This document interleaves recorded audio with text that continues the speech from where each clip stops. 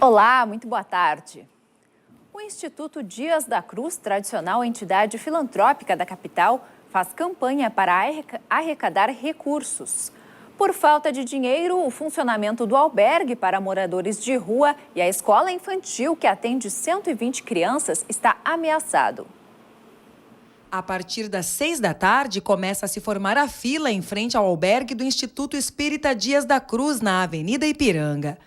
Às 7h30 da noite, o portão abre para dezenas de homens e mulheres que buscam um lugar para se alimentar e dormir.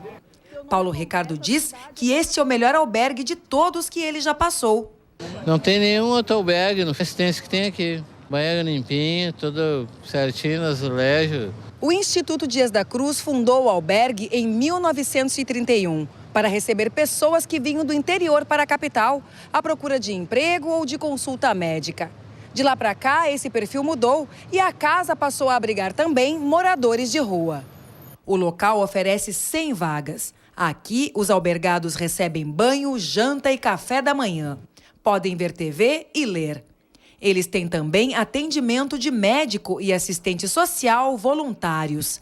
A entidade oferece ainda uma escola gratuita para 120 crianças carentes de 4 meses a 6 anos. Mas manter toda essa infraestrutura não está sendo fácil.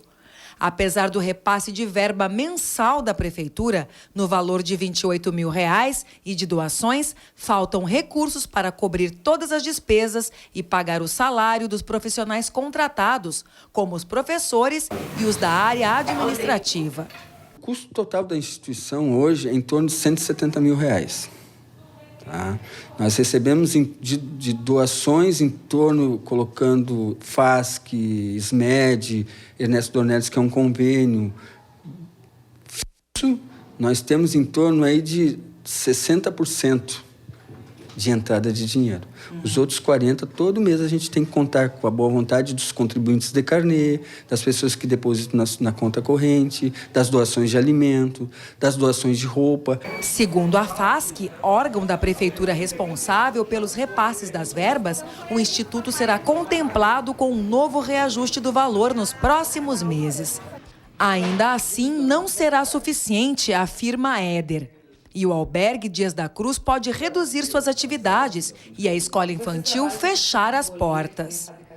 Se até o final do ano a gente não conseguir uma receita melhor, uma receita tanto de convênio, como aumentar a nossa receita financeira, a tendência é, eu digo assim, não fechar o albergue, mas mudar a situação, ou não ter mais o dormitório, a gente dá só a alimentação e a roupa, e eles vão ficar na rua. Para a Dona Maria de Lourdes, se o albergue deixar de funcionar, fará muita falta. É o lugar onde eu necessito de ficar e os funcionários, as monitoras são muito boas, atendem muito bem. Nós todos precisamos do albergue, né? Saiba como ajudar o albergue e a escola infantil do Instituto Espírita Dias da Cruz através do telefone 3223-1938 ou através do site. Neste final de semana dedicado aos pais, o número de mortes em acidentes de trânsito nas estradas gaúchas mais do que dobrou na comparação com o mesmo período de 2014. Os motivos são sempre os mesmos, relacionados com o despreparo e a imprudência dos motoristas. Só neste fim de semana foram registradas 15 vítimas fatais nas estradas. No ano anterior, o número de mortes foi de apenas 7. Também os acidentes com lesão subiram de 228 para 244. Já o número de infrações por alcoolismo diminuiu em 22%. Segundo o diretor institucional do Detran, os acidentes são causados por uma série de atitudes erradas ao volante. O que mais chama atenção é a imprudência do condutor, ou por ultrapassagem em faixas contínuas, ou ultrapassagem em curvas. Também a velocidade, não podemos deixar de admitir que a velocidade é exatamente um dos que causa o maior número de acidentes. Nós não temos estradas, não temos rodovias, nós temos caminhos, até porque mais de 90% da malha rodoviária, seja estadual ou federal no Rio Grande do Sul, são pistas de uma única mão. Já a rodoviária registrou mais de 40 mil passageiros retornando do interior para a capital. O movimento mais acentuado foi entre o fim da noite de ontem e o início da manhã desta segunda-feira. 2 linhas de ônibus que atendem a zona norte da capital estão com o itinerário alterado desde hoje de manhã. Elas transitam no bairro Humaitá, cuja explosão demográfica dos últimos 10 anos ampliou a população e, consequentemente, o tráfego na região. A mudança foi uma conquista dos moradores através de um abaixo-assinado encaminhado ao orçamento participativo. Com a alteração, a linha derivada a 704.1, Humaitá a J. Renner, Dona Teodora, passa também pela rua José Aloísio Filho, que não fazia parte do itinerário. Agora não vem com bastante pessoas aqui dentro, né? Então a gente consegue bem tranquilo trabalhar sentado já de manhã cedo já. Para mim, particularmente, que trabalha na Zona Sul e tem que atravessar a pracinha todos os dias, foi ótimo, né? No entorno da rua José Aloísio Filho, houve uma explosão imobiliária. A prefeitura não tem números exatos, mas o boom da construção civil dos últimos 10 anos é visível por aqui. Os moradores calculam que somente nos últimos 5 anos surgiram 6 novos condomínios aqui no Humaitá. Este, por exemplo, com 3 torres e 18 andares cada, deve ser entregue até 2016, aumentando ainda mais a população local. O vice-presidente da Associação de Moradores veio morar no Humaitá há 2 anos. Só no condomínio dele são 17 torres, cerca de 440 apartamentos. O local não era atendido pela linha de ônibus. Em 2016 está para ser entregue mais 3 torres de 18 andares. Então você imagina, hoje já tem um monte. Em 2016 vai ter mais gente ainda. O novo percurso da linha Humaitá foi uma conquista do orçamento participativo.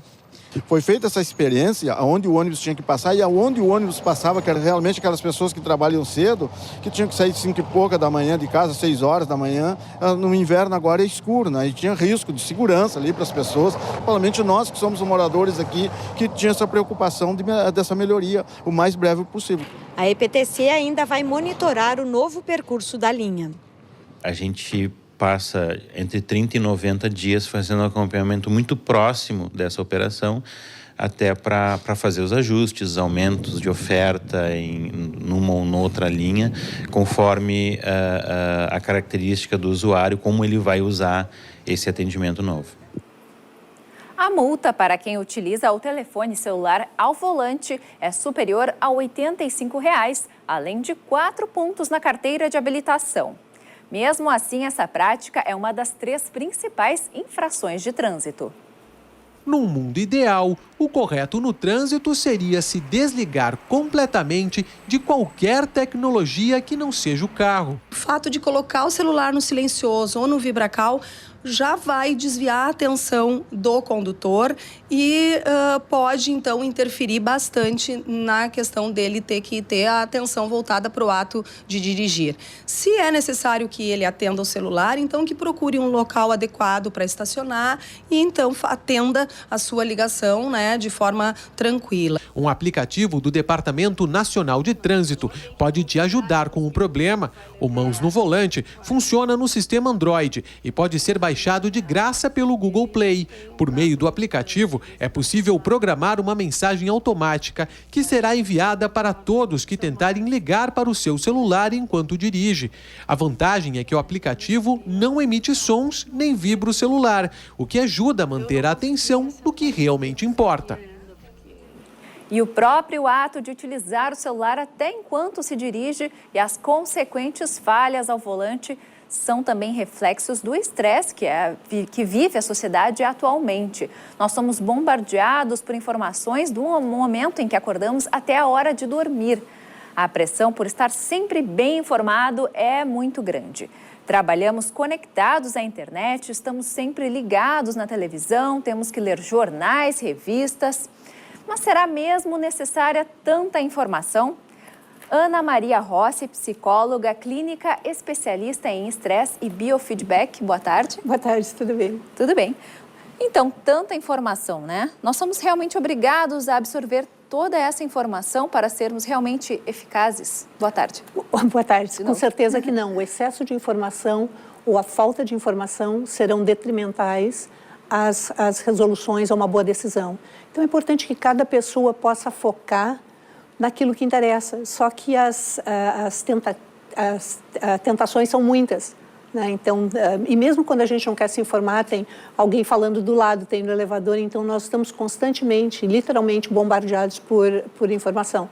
E tem até um termo chamado dataholics, que se refere àquelas pessoas que compulsivamente buscam mais informação, e inclusive o sono se tornou um inimigo, porque durante aquele tempo que ela dorme, ela pode estar perdendo alguma coisa muito importante. Inclusive, na reportagem, a gente viu que as pessoas utilizam muito o celular ao volante.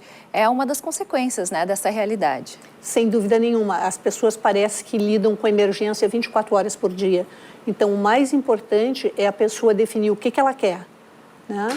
Quais são as decisões que ela precisa tomar para ter essas decisões acertadas, qual é a informação que ela precisa e focar naquilo. Porque senão ela termina se perdendo com tanta informação. E isso quer dizer estabelecer limites, e o celular é um deles.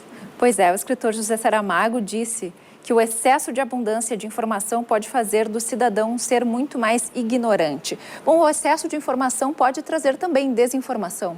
Sem dúvida nenhuma, porque pode gerar confusão também, né?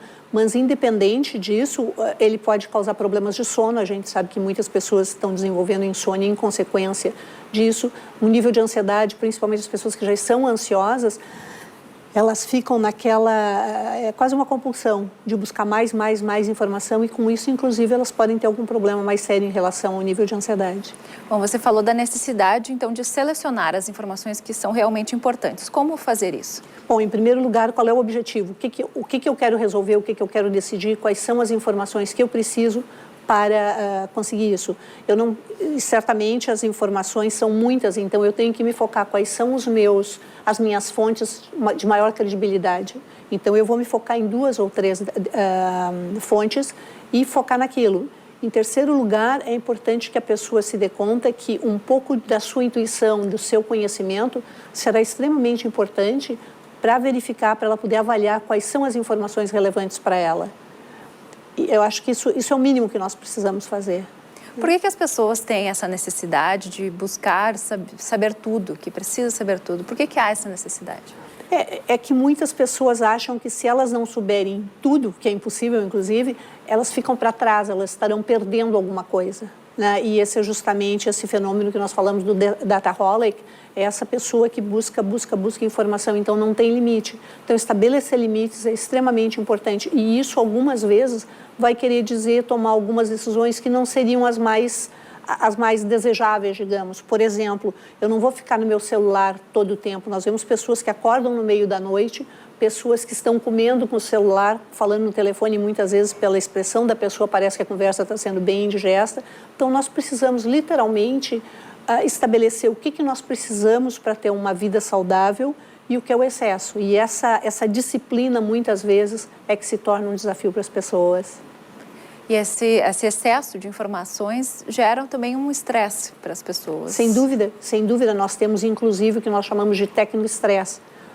Os estudos começaram com tecnoestresse porque nós verificamos que muitas pessoas estavam tendo a qualidade de vida alterada devido a essa necessidade de estar super bem informado, mas é que o excesso de informação termina sendo uma desinformação.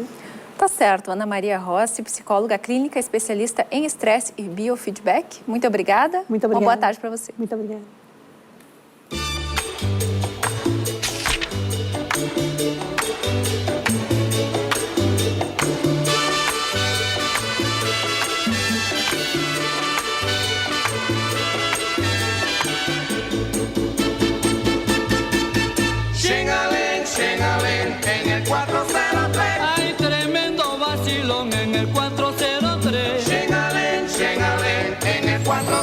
O Rio Grande do Sul segue com temperaturas altas neste início de semana. Em Porto Alegre, a segunda-feira vai ser de sol e nuvens e a máxima deve chegar aos 31 graus.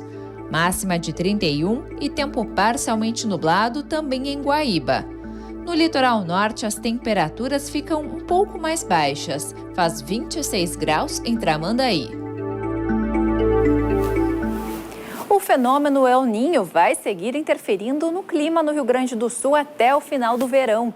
Por agora, os meteorologistas garantem que o calor no meio do inverno vai continuar. Agosto, inverno, temperatura de 32 graus em Porto Alegre. Onde está o frio? Sei lá, eu acho que deve estar em Bariloche, por lá, né? Olha, estão dizendo que ele anda por aí, mas não se sabe se ele voltará. Com esse verão fora de época, um cenário incomum tomou conta de muitos municípios do Rio Grande do Sul.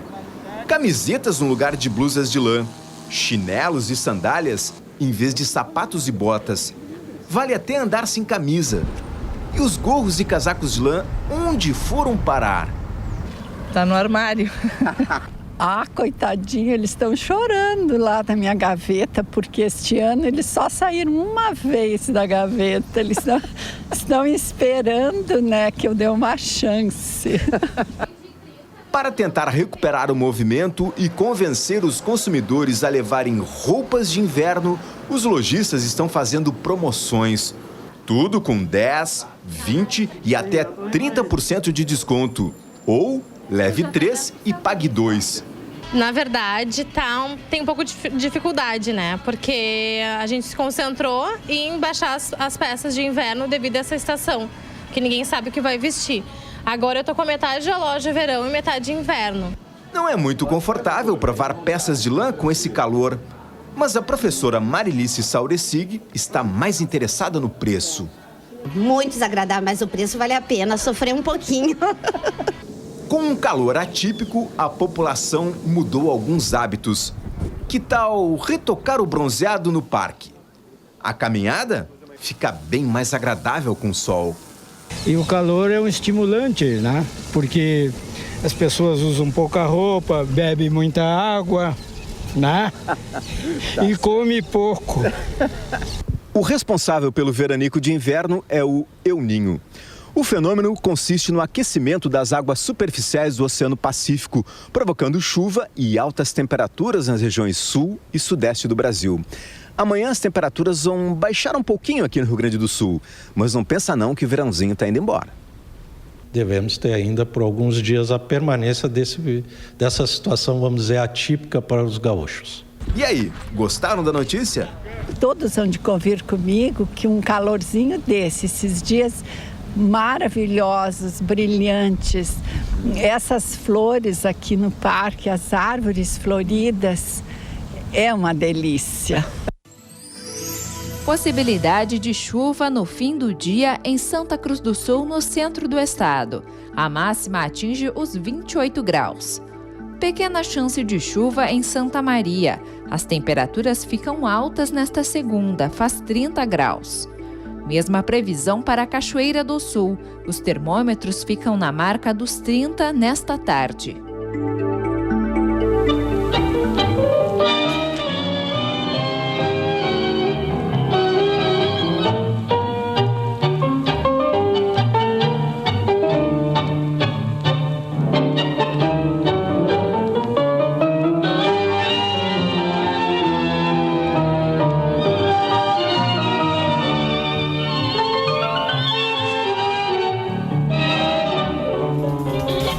Veja daqui a pouco. Moradores de condomínio do programa Minha Casa Minha Vida na capital recorrem à justiça para resolver problemas com a estrutura dos prédios.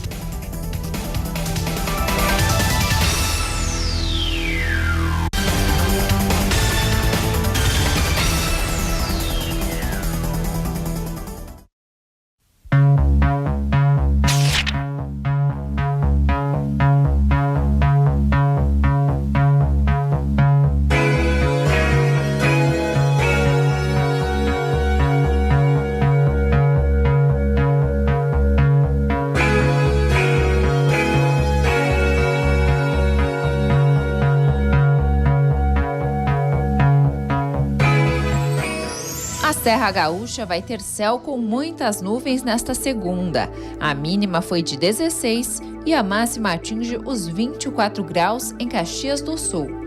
A condição é semelhante em Passo Fundo, no norte do estado. Os termômetros marcam 25 graus.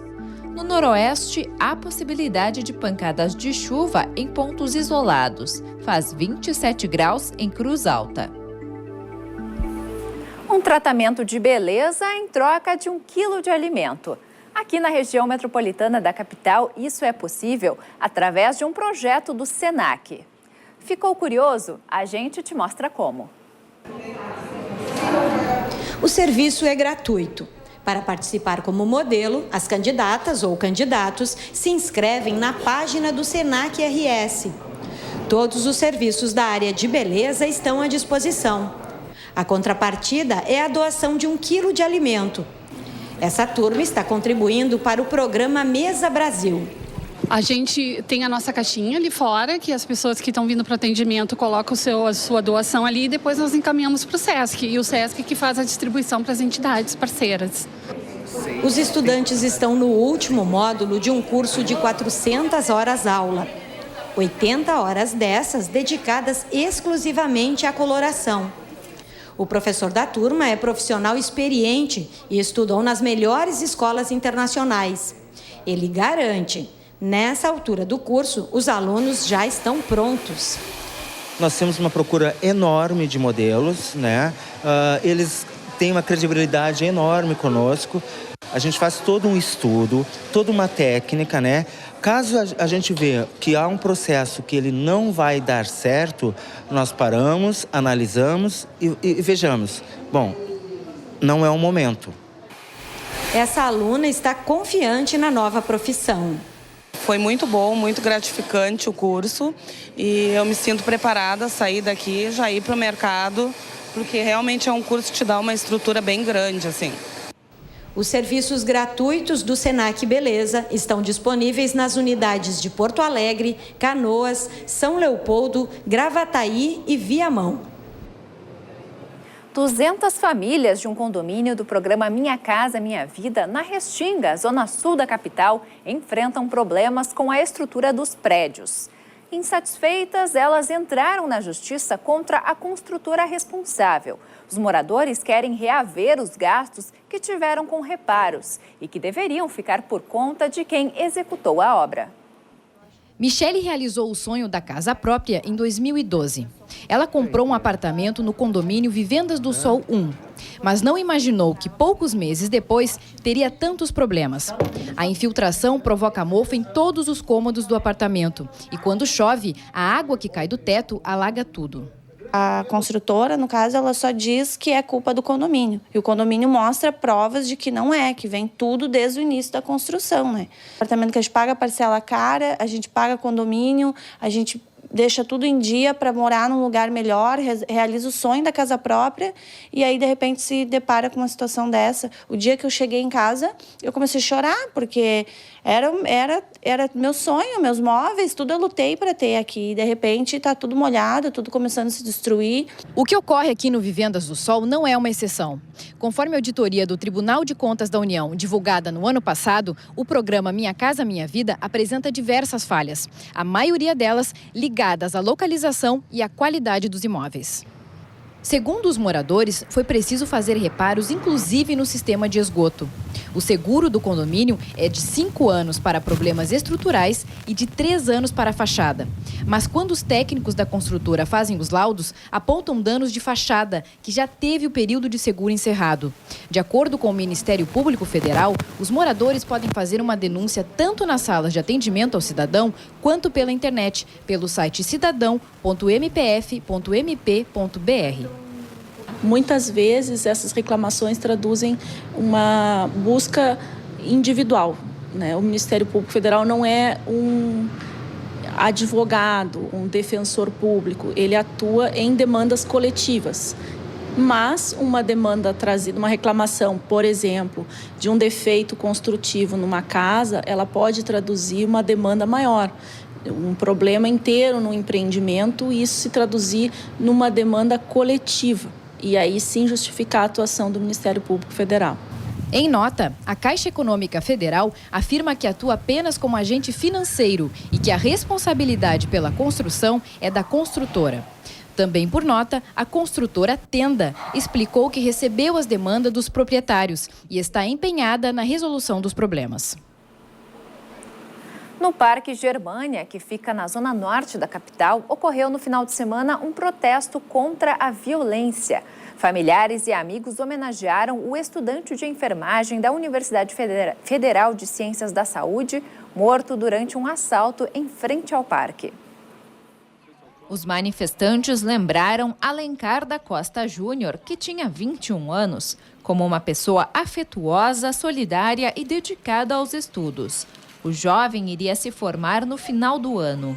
Familiares, amigos e colegas esperam agora que a investigação da polícia, que trabalha apenas com a hipótese de latrocínio, dê resultados. Vão ter outros Alencar. Se ninguém tomar nenhuma providência, vão ter outros Alencar. Vai ter outras mães chorando como eu estou chorando. Então, assim, eu quero justiça.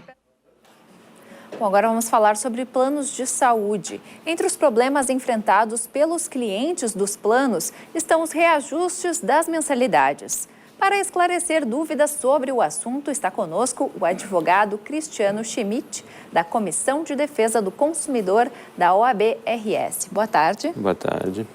Qual a metodologia utilizada pela Agência Nacional de Saúde para calcular os reajustes? Dentro desse contexto de serviço privado contratado, que é o plano de saúde, existe uma ideia de reajuste anual, cujo índice é informado pela Agência Nacional de Saúde Suplementar. Anualmente, ela calcula o índice a partir dos aumentos que o setor apresenta em termos de prestadores de serviços e produtos, né? Aí ela repassa esse índice para as operadoras no que diz respeito ao contrato individual novo. Então, para esse ano, nós temos aí a incidência do índice de 13,5%, aumentando, então, o valor da mensalidade dos usuários de planos individuais. A grande massa que está concentrada nos planos de saúde coletivos está submetida ao que dispõe o contrato. Mas ali há algumas lacunas que acabam gerando aí alguns desníveis e abusos também, né? E aí que acontece algum problema em relação a esse reajuste? Quando esse reajuste ele atinge aí um nível de desequilíbrio, né, muitas vezes ele é contestado junto ao Poder Judiciário. Não podemos esquecer que além do índice anual, né, eu estou falando de 13,5%, nós temos também o caso dos idosos, que são os que mais sofrem em relação aos aumentos por mudança de faixa etária. Acaba assimilando aí os percentuais maiores. Então, quer dizer, no mesmo ano, o sujeito tem um aumento do plano dele, porque ele atinge uma faixa etária maior, e ainda tem o carregamento desse valor com o índice anual. Pois é, o Estatuto do Idoso proíbe os reajustes dos planos de saúde por troca de faixa etária para pessoas acima de 60 anos, não é? Exatamente. O Estatuto do Idoso, a partir dos 59, ele se criou uma interpretação em cima dele, e a partir dos 59 anos de idade não poderia mais haver o reajuste por mudança de faixa etária. Hoje, esse tema, né, dentro do Superior Tribunal de Justiça, né, que não é a única corte que aprecia isso, mas pegando aqui um órgão federal do Poder Judiciário, ele pensa que o reajuste por mudança de faixa etária, mesmo para quem tem mais de 60 anos, até pode acontecer, conquanto isto não represente uma situação desproporcional, quer dizer, uma situação que gere um valor tão elevado que o usuário do plano de saúde não consiga mais pagar aquele plano e tenha que desistir desse tipo de produto. Pois é, as operadoras estão seguindo essa resolução? Na verdade, as operadoras, elas tentam ali dirimir, né, ou afastar o seu prejuízo, e se isso acaba impondo o lançamento de um índice elevado, eles acabam aplicando. E, realmente, quando a coisa não mais é sustentável, ela toma aí as vias do Poder Judiciário para a gente tentar atingir um ponto de equilíbrio, né? Em que época os planos devem ser reajustados? No caso do reajuste anual, esse indicado pela ANS, eles costumam ser reajustados por junho e julho, e ainda é possível fazer uma retroatividade para 2 meses. Então, em geral, o indivíduo está pagando desde maio do ano presente o valor já com o índice carregado sobre a mensalidade. Bom, no caso do consumidor achar que o reajuste é abusivo, ele pode fazer alguma coisa? Como agir nesse caso? Bom, se a operadora de plano de saúde não dá uma abertura para que isto possa ser combinado, né, e se acha um denominador comum, talvez ele tenha que se socorrer do Poder Judiciário e ali entrar com uma ação para tentar revisar os valores, já que a própria renda dele atualmente não lhe permite a continuidade daquele serviço, né? E é um serviço que ele pode estar já investindo de longa data, 10, 20, 30 anos, e quando ele fica velho, ele nota que já não poderia mais participar, que é uma situação injusta, né? Tá certo. Bom, Cristiano Schmidt, advogado da Comissão de Defesa do Consumidor da OAB aqui do Rio Grande do Sul. Muito obrigada pelos seus esclarecimentos. Eu que agradeço. Uma boa tarde. Obrigado.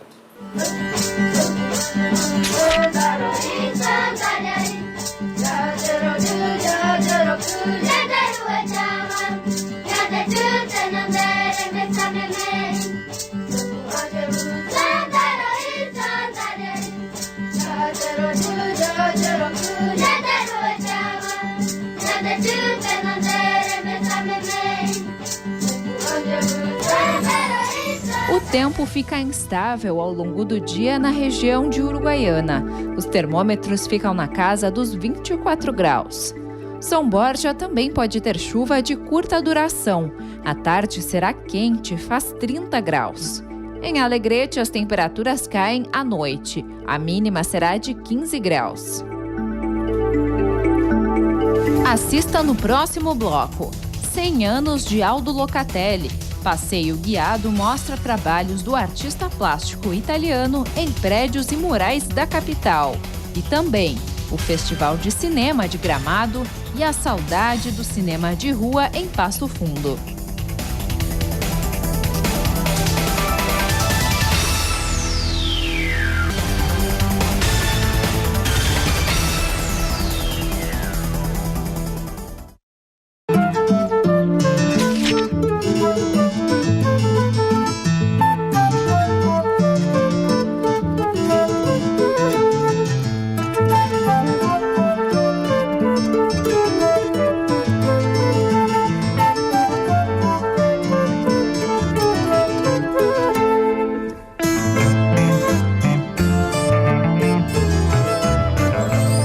Previsão de tempo instável nesta segunda-feira na região da Campanha. Em Bagé, o dia começou com 19 graus. A máxima atinge os 26.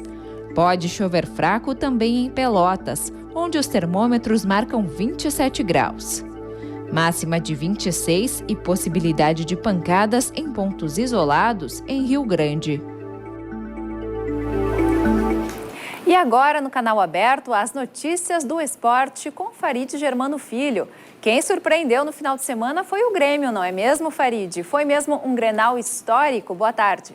Boa tarde, Lívia. Você está contente ou está triste hoje, Lívia? Não sei, não posso dizer. Mais ou menos?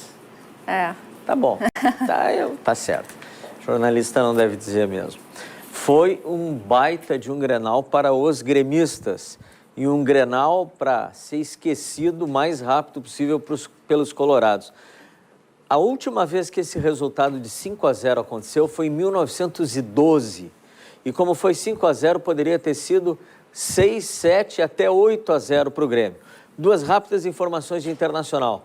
O presidente Vitório Pífero está viajando para o Rio de Janeiro agora.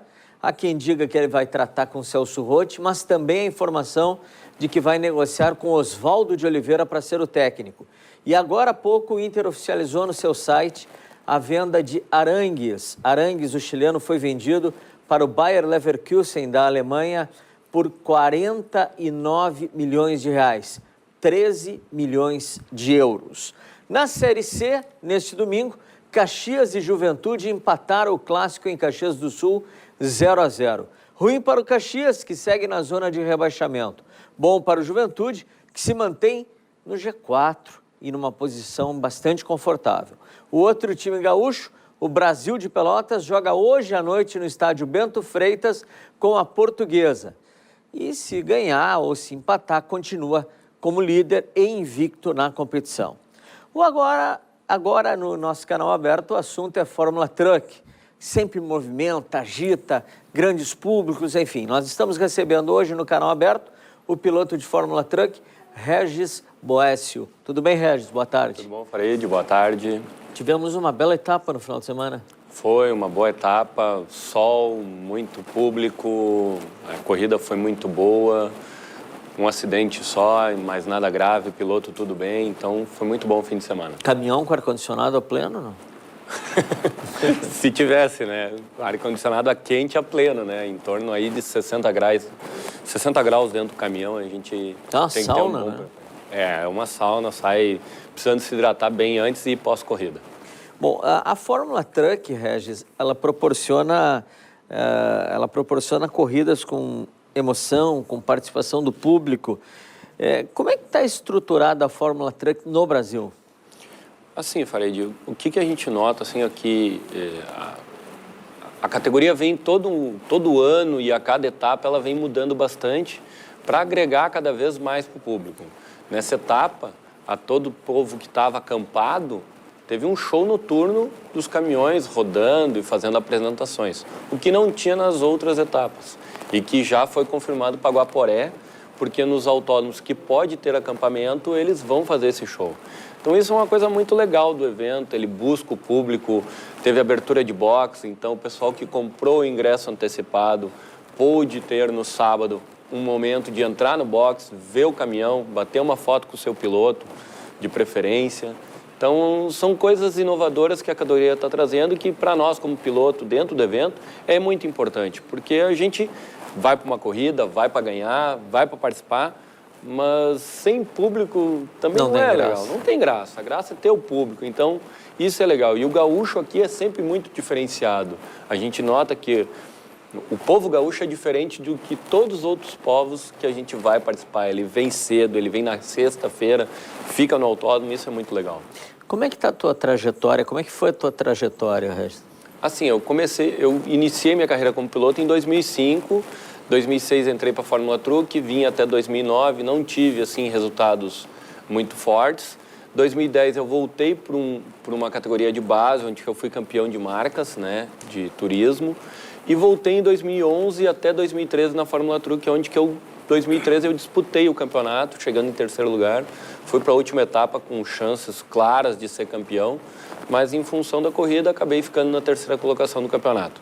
2014 foi um ano difícil para o automobilismo, falta de verba, patrocínio, eu acabei ficando de fora. Esse ano eu retomei de novo, voltei para uma outra equipe, não a equipe que eu competia, e estamos trabalhando no desenvolvimento aí de um caminhão Volvo aí para levar ele para as primeiras posições. Além de Santa Cruz do Sul, Guaporé tem tradição, né? Guaporé tem uma tradição muito mais forte aqui no Rio Grande do Sul de acampamento, então dia 3 de outubro a gente vai estar lá em Guaporé. Então tá certo, Regis, obrigado. Obrigado, parabéns, Farid. Conta com a gente aqui do Canal Aberto e agora em agosto tem novidade no esporte da TVA. Estamos aí, obrigado. Ok, obrigado.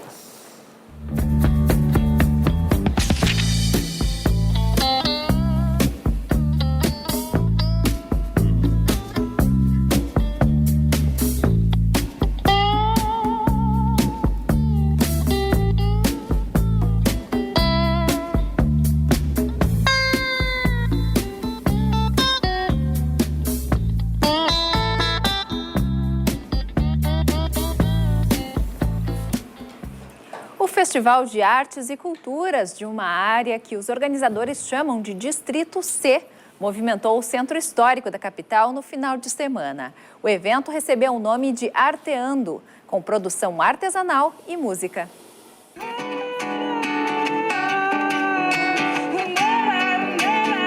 O festival foi aberto e gratuito. Realizado na Avenida Cristóvão Colombo, atraiu moradores do centro de Porto Alegre. A organização teve apoio de uma casa cultural. Quem compareceu pôde apreciar boa música.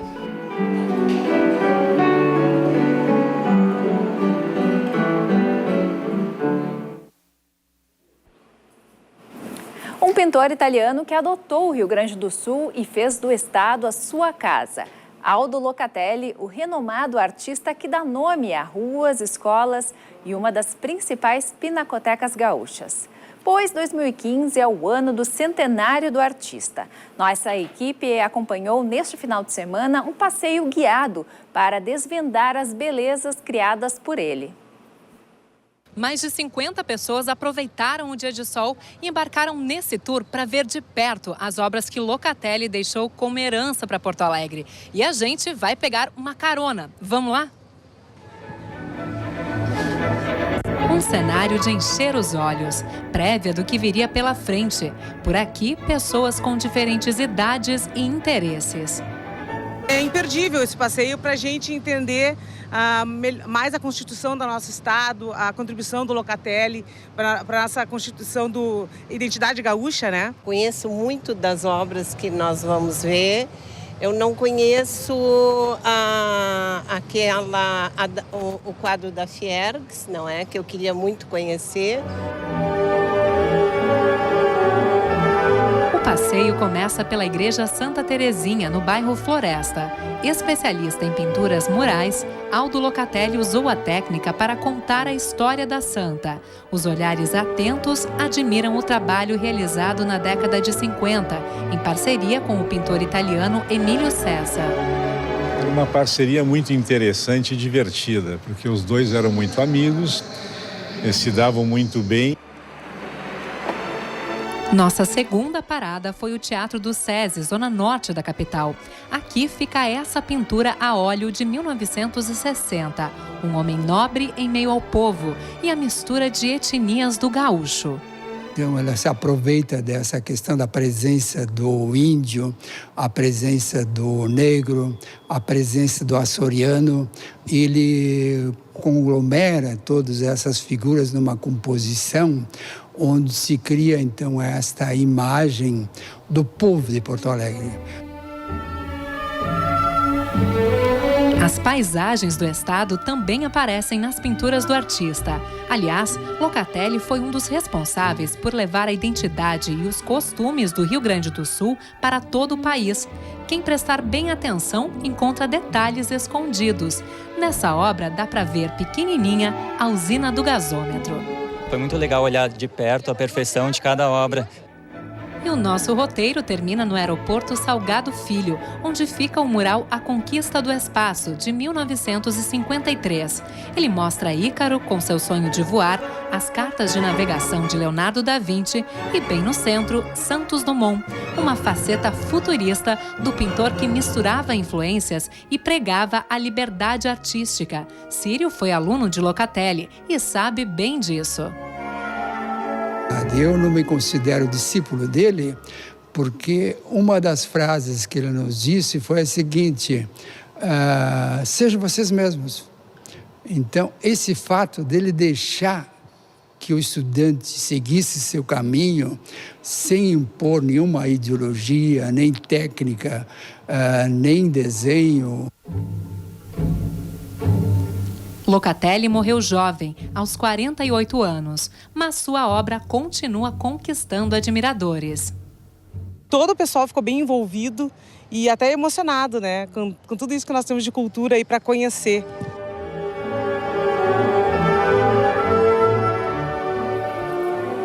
Se estivesse vivo, o famoso artista plástico Chico Stockinger completaria na última sexta 96 anos. Ele faleceu em 2009, mas deixou um legado de obras esculpidas em pedra e no metal. Em homenagem a Stockinger, foi estipulado no Rio Grande do Sul, por meio de decreto, o 7 de agosto como o Dia do Escultor. E é sobre o artista que a jornalista da FM Cultura, Lena Curtis, faz o seu comentário de hoje aqui no Canal Aberto. Inclusive, muita gente pensa que o Stockinger era gaúcho, mas na verdade era austríaco. É isso mesmo, Lena? Boa tarde. É isso mesmo. Boa tarde, Lívia. Boa tarde, telespectadores e ouvintes. Nós vimos antes o Locatelli, agora vamos falar do Stockinger para vocês verem como nós temos um celeiro rico de grandes artistas aqui no nosso Rio Grande do Sul.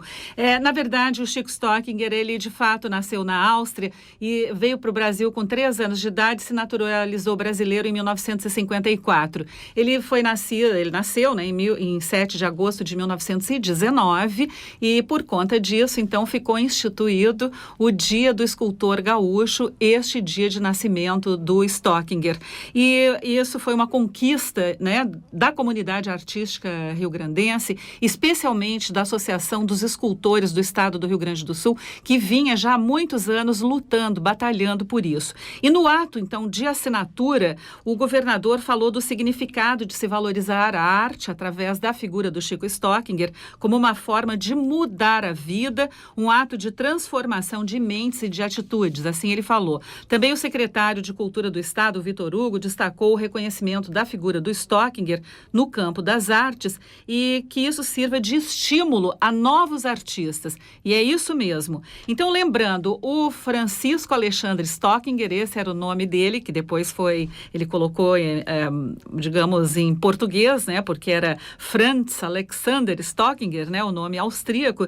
Ele se naturalizou em 1954 e ele foi, então, o mais conhecido e mais significativo escultor do Rio Grande do Sul. Ele foi também muitas outras coisas no campo das artes. Ele foi gravurista, fotógrafo, chargista, artista gráfico e, inclusive, gestor cultural, tendo sido, entre outras coisas importantes, diretor do Margs. E ele produziu muito, tanto que em vida ele ganhou mais de 30 prêmios e hoje há obras dele espalhadas por várias cidades do estado e do Brasil, e inclusive aqui em Porto Alegre. Vocês estão vendo aí as imagens, uma seleção que eu fiz para vocês. Uma das mais conhecidas obras dele, que está aí nessa seleção de imagens, é facilmente reconhecível, o Monumento à Literatura, que ele fez em parceria com a Heloísa Trenhago. É um conjunto de 2 esculturas em bronze, é uma das obras públicas mais conhecidas de Porto Alegre, onde o Carlos Drummond de Andrade está em pé lendo para o Mário Quintana.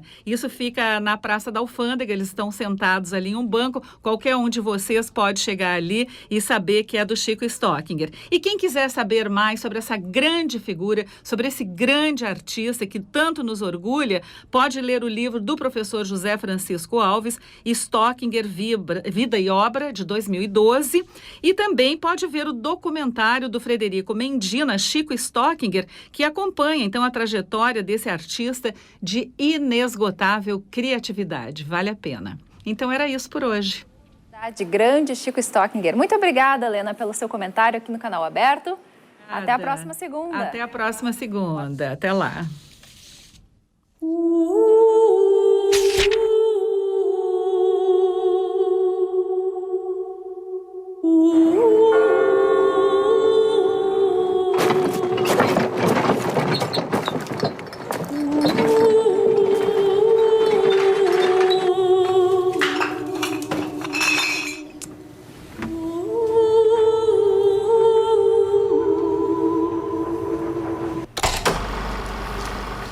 O Festival de Cinema de Gramado começou na sexta-feira com a exibição dos primeiros longas das mostras nacional e latino-americana. Mas a primeira noite de premiação desta edição do evento foi dedicada aos curtas gaúchos. O sol e o calor atípicos mudaram o cenário da abertura do Festival de Gramado. Roupas leves no lugar dos casacões. A celebração do cinema nacional e latino-americano, no entanto, seguiu a tradição. Palácio dos Festivais lotado na noite de abertura. No sábado, a noite foi marcada pela entrega do prêmio Cidade de Gramado ao diretor Daniel Filho. Me dá uma responsabilidade, porque é da cidade de Gramado, então é um pouco mais do que do cinema. Então é mais ter sido escolhido e... olha aí, 43 anos de festival, você tem troféu, Cidade de Gramado, aí vem o nome meu aqui, que isso não quer dizer nada, mas é importante isso aqui. No domingo, cineastas e atores do Rio Grande do Sul subiram ao palco do Palácio dos Festivais para receber o prêmio Assembleia Legislativa de Curtas Gaúchos. 19 filmes concorreram este ano. Gabriela Poester recebeu o prêmio de melhor atriz por sua participação no filme A Bruxa da Fábrica. Carlos Azevedo foi o melhor ator por Rito Sumário. E o grande vencedor da noite foi O Corpo, que recebeu os prêmios de melhor fotografia, roteiro e direção para Lucas Cassales. Por fim, diretor e equipe subiram ao palco para receber o troféu de melhor filme. É um reconhecimento que deixa a gente um pouco mais tranquilo, assim, para continuar no caminho, assim, para acreditar no cinema que a gente acredita mesmo. Os cinemas de rua foram pontos importantes de cultura ao longo do século XX. A magia da sala escura levava diferentes gerações a compartilharem histórias e emoções. Mas ir ao cinema não se resumia a entrar na sala de projeção. Era ponto de encontro de amigos que trocavam desde gibis a experiências bem mais marcantes. Na segunda reportagem da série sobre cinemas de rua, você vê as memórias dos moradores de Passo Fundo. A reportagem é da UPF TV.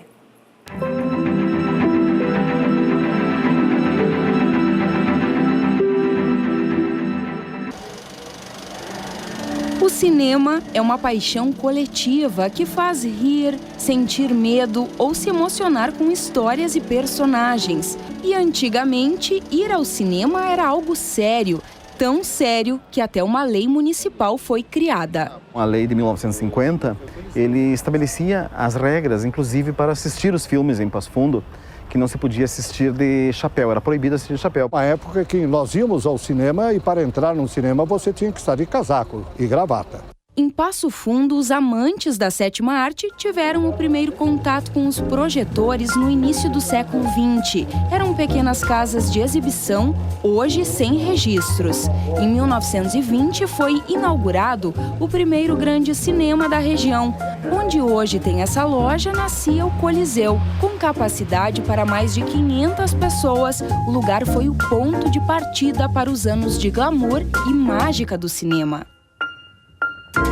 O Coliseu reinou em Passo Fundo até 1948. Um incêndio quase o destruiu. Depois da reconstrução, mudou o nome para Cinema Real. Outro cinema importante para o município foi o Cine Imperial. Surgiu nos anos de 1940 e era um pouco diferente para a época, porque pela primeira vez a cidade exibia filmes adultos. No final da década de 1960, surgiu o Cine Coral. Era o quarto cinema em funcionamento na cidade, mas não durou muito tempo. O motivo? Ficava longe do centro de Passo Fundo. O Cine Teatro Pampa talvez tenha sido o mais conhecido de todos os cinemas de calçada da cidade. Foi inaugurado em 1962 e se tornou a mais luxuosa casa de espetáculos do interior do estado. Na plateia, cadeiras estofadas e um espaço para quase 2.000 pessoas. O Cine Pampa funcionava em frente à Praça Marechal Floriano, bem no centro. Para o Gilberto, foi aqui que cresceu o amor pelo cinema. Ele estava na inauguração e lembra do primeiro filme que foi exibido. E me lembro até hoje do filme que passou aí, né? Que era um filme chamado Candelabro Italiano. Era um filme de romantismo da época do esplendor do cinema, né? O Pampa, nessa época, tinha aquele esplendor das cortinas, né? Então, os espectadores entravam no cinema, sentavam, né? Tinha o chamado baleiro balas, né? Baleiro balas. Era um rapaz ou uma moça que vendia balas, chocolate.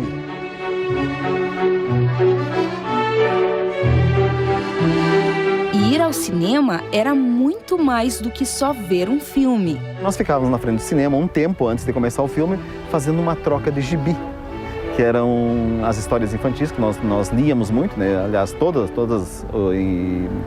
literatura em quadrinho, que nós trocávamos entre amigos ou conhecidos ou outros frequentadores do cinema, nos matinés.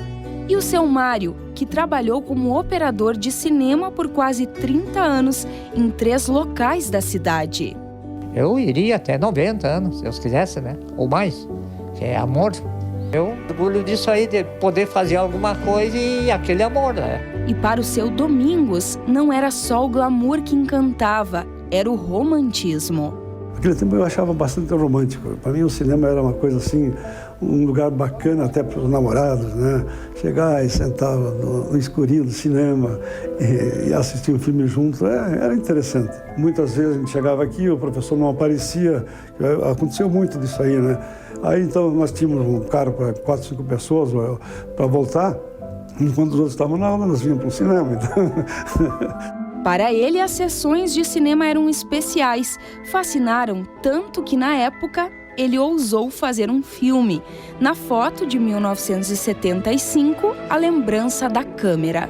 Pelo fato de ter feito esse filme, eu voltei àqueles anos lá, da calçada. Chegar ali, o pessoal olhando no cartaz, já querendo saber qual é a história, antes só olhando os cartazes, né? Apareciam ali. Então eu voltei ao passado com isso, porque é uma coisa que eu fiz exatamente como era feito há 50 anos atrás.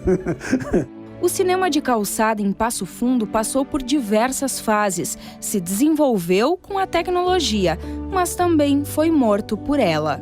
É irônico, mas o cinema de rua, na verdade, ele morreu quando a gente entrou na civilização da imagem. Por mais irônico que seja. A partir do momento em que a gente começou a ter mais e mais imagens no nosso celular, imagens na TV, quando a gente começou a ter cada vez mais acesso às imagens, a gente acaba tendo a morte do cinema. A ascensão do VHS, a ascensão do DVD, do Blu-ray, da internet e principalmente a pressa do mundo moderno. Ninguém mais hoje pararia o carro em frente a Marechal Floriano para vir no Cinema Coliseu. Ninguém mais iria simplesmente se deslocar ao cinema com a ausência de tempo que a gente tem só para ver um programa de cinema.